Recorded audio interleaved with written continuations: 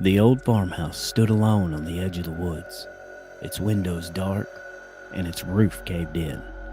For years, the locals had whispered about the family who used to live there, about how they'd all been murdered one by one in the dead of night.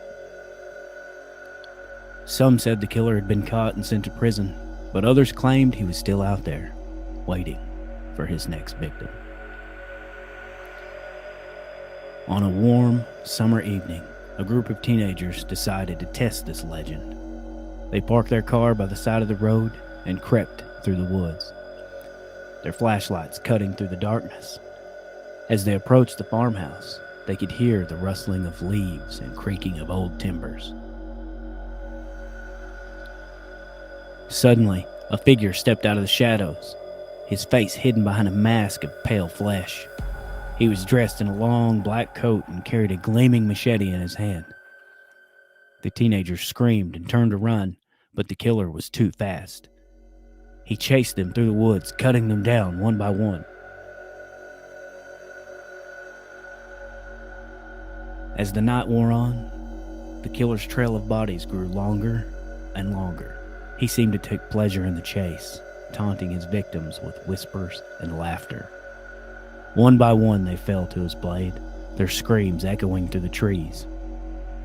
Finally, only two of the teenagers remained, a boy named Mike and a girl named Emily. They had managed to elude the killer so far, but they knew it was only a matter of time before they found him.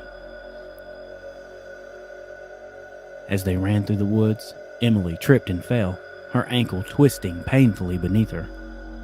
Mike helped her up, but it was too late. The killer was upon them, his blade flashing in the moonlight. Mike grabbed Emily's hand, and they ran toward the farmhouse, hoping to find some kind of shelter. But when they reached the door, they found it locked tight. Desperately, they looked for another way in, but the killer was getting closer with every passing moment. Just as all hope seemed lost, they noticed a small window near the roof.